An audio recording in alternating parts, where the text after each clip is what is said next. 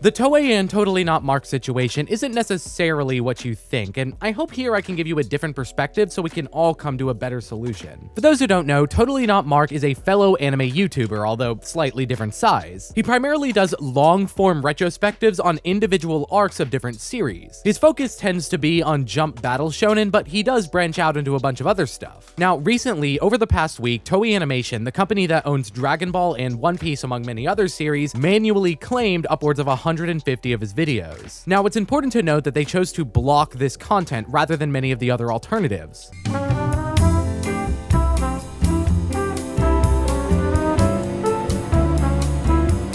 They could have chosen to strike his channel, in which case he'd be totally screwed, or they could have chosen to just monetize the content. And this distinction is going to be important later. Now, I do want to say up front, some of you are not going to like what I have to say for the next third of the video. I promise you, I'm not defending Toei, far from it, but we do need to be clear about some things because it'll help us come to a solution. We need to talk about what Content ID actually is. In short, Content ID is the best solution for a shitty law. For a lot of creators and their fans, it's the target of a lot of ire, but there really isn't that much better of a solution that exists. The function and purpose of Content ID is to match people who own an intellectual property with instances of their intellectual property appearing on YouTube. That is all it does and all it's meant to do. It cannot determine if something is fair use. As someone who has deep technical knowledge in how something like Content ID works, we are far off from being able to determine if something is fair use. And that's because fair use is a legal doctrine. It's not an objective thing.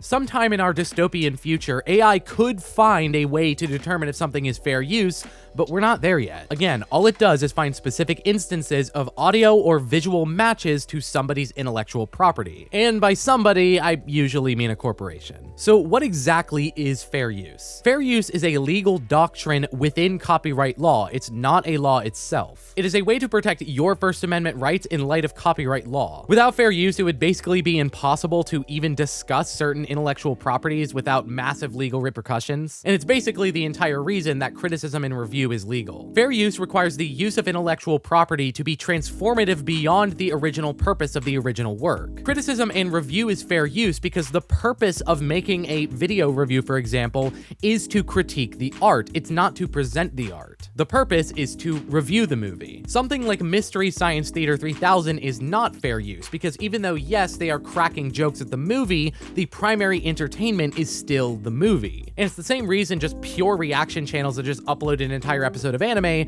is not really fair use because they're not really transforming it beyond its original purpose. And it's the reason Mystery Science Theater 3000 bought the license to all of these movies. Fair use is essentially something you argue in court to show that your use of the intellectual property was not actually their intellectual property. I know, it sounds like I'm taking the evil side, but I'm almost done. If, as a lot of people in the community have suggested, YouTube were to defend the fair use claim to all of its users' content, it would open them up to nearly endless liability. I know, it sounds awful. It sounds like I'm saying YouTube shouldn't defend us. YouTube isn't perfect. Content ID isn't perfect, but it's still a pretty good solution. It at least gives these giant corporations the peace of mind to know they will at least be able to find content that infringes their rights. At that point, the company can just say, this is ours, and it's up to you to go to court and prove it's not. I feel like the community going after YouTube during this situation is taking our focus away from what really matters. I don't know if Totally Not Mark's videos would actually qualify as fair use in front of a judge, but that's not the point. The American fair use doctrine in many other countries that have something similar is derived from free speech laws, meaning Totally Not Mark and YouTube should not be under the liability of Toei in the first place. It should be up to Toei to prove first that his work is infringement.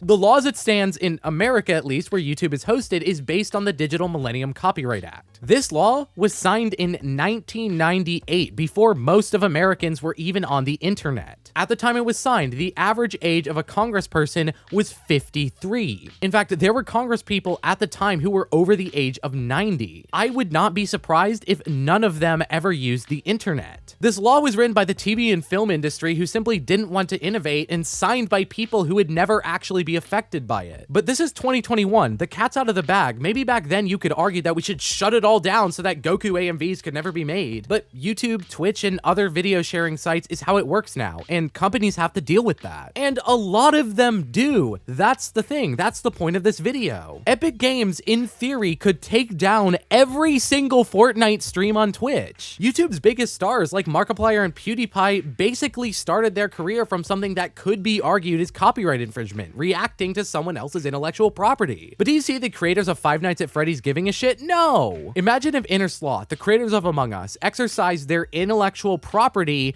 to take down all of the Among Us streamers in 2020. They might be defunct as a company right now. Nowadays, media is driven by innovation and creativity, not just selling seats in a theater or boxes at a GameStop. As awful as Disney is about copyright, what if they took down all of the YouTubers theorizing about Spider-Man No Way Home leaks? The entire hype for that movie is based around the internet. This isn't just using the tired adage of, oh, it's free advertising. It's recognizing the reality of how the media landscape has changed. There is no going back. Companies have to get with the times, and the ones that have succeeded. And that brings us back to Totally Not Mark. Many companies, but particularly Japanese companies, have not just failed to catch up, they are miles behind on the trail. The thing is, in Japan, there is a much different approach to corporate culture. There is a much less tendency to call out bad practices, and because of that, we get things like overworking. And part of the reason is there's a kind of ego that's associated with being an executive at a large company. And it's not just me, the white boy, saying this. I know a lot of people in Japan who say this exact thing.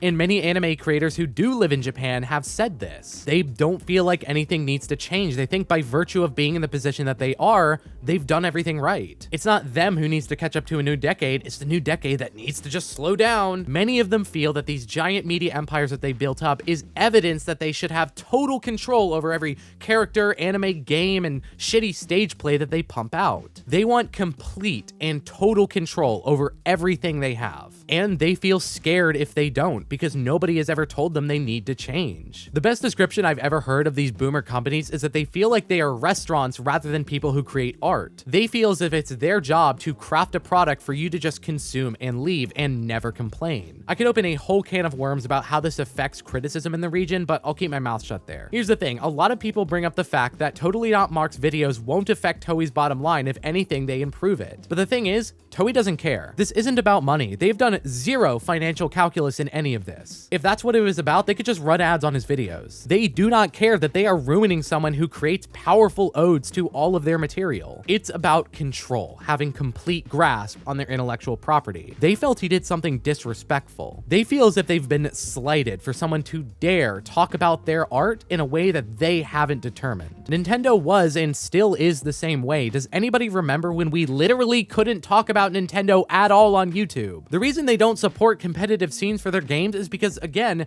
they don't have control over it. They don't trust you because they don't believe you're a community. They believe you're a customer, and they don't want customers opening their own stores. But you know what? We pressured Nintendo. Sure, they're still awful about this, but you can at least play their games on YouTube. But it's proof we can change things. Most importantly, the DMCA has to change. Congress, since that thing is signed, has only gotten older. Sure, it's small, but you can make a difference by supporting local candidates who actually know how the internet works. Second, the pressure has to keep up, the same way it did for Nintendo. A lot of people have talked about boycotting making videos on Toei products, but that's kind of what they want. So I'm gonna say we can't let this go. Keep in mind, Shueisha, the company that owns Shonen Jump, also does stuff like this. While not as often, they take down videos showing panels of Shonen Jump manga on claims that they want to stop spoilers. If Toei does cave, and I think they can cave, it's gonna be a domino effect. Anime is a global art form now, and it's gonna take a while for these companies to realize it. But once they do, we're not just gonna be able to make anime videos on YouTube, but the art form will improve itself. I'll talk to you guys next time. Peace.